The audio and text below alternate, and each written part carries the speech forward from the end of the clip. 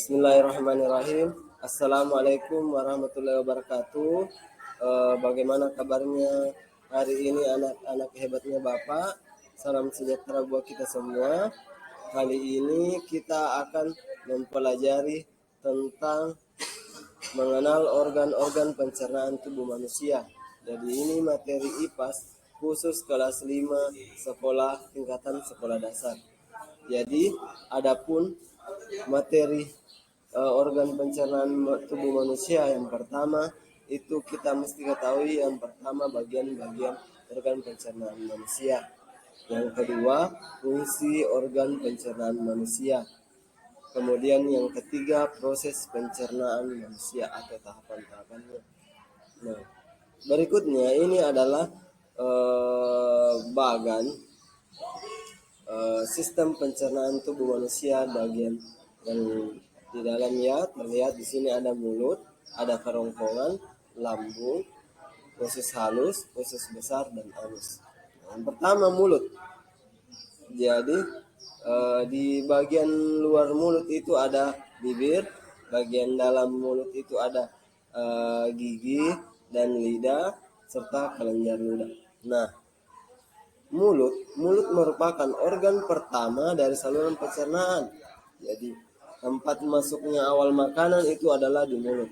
Fungsi utama mulut adalah untuk menghancurkan makanan dari kerjasama dari gigi dan lidah sehingga ukuran makanan cukup kecil untuk dapat ditelan ke dalam perut. Kedua, kerongkongan. Kerongkongan merupakan organ yang menghubungkan tenggorokan dengan lambung dengan ukuran 23 sampai 25 cm. Fungsi utama kerongkongan adalah menyalurkan makanan ke mulut, dari mulut ke lambung. Kemudian yang ketiga lambung. Lambung adalah organ yang terletak di sisi kiri perut atas. Fungsi lambung adalah sebagai tempat menyimpan dan mencerna makanan baik secara mekanik maupun secara kimiawi. Nah, apa sih itu pencernaan secara mekanik dan pencernaan secara kimiawi? Jadi pencernaan mekanik adalah pencernaan yang untuk menghancurkan makanan itu melalui organ-organ tubuh manusia secara. Nah, kemudian pencernaan secara kimiawi adalah proses di mana makanan diproses itu melalui enzim pada tubuh manusia. Kemudian yang keempat, usus halus. Usus halus merupakan salah satu organ ke dalam sistem pencernaan yang berfungsi untuk memecah dan menyerap nutrisi dari makanan maupun minuman yang dikonsumsi. Kemudian yang kelima, usus besar merupakan bagian akhir dari ujung saluran pernapasan. Fungsi usus besar adalah sebagai organ tempat sisa-sisa makanan dibentuk menjadi feses serta menyerap air dan vitamin. Dan yang keenam, yang terakhir adalah anus. Anus adalah lubang di mana saluran pencernaan terakhir. Fungsi anus dalam sistem pencernaan sangat penting karena ini sebagai jalan keluar proses ke dalam dari tubuh. Kemudian yang ketiga, proses pencernaan manusia.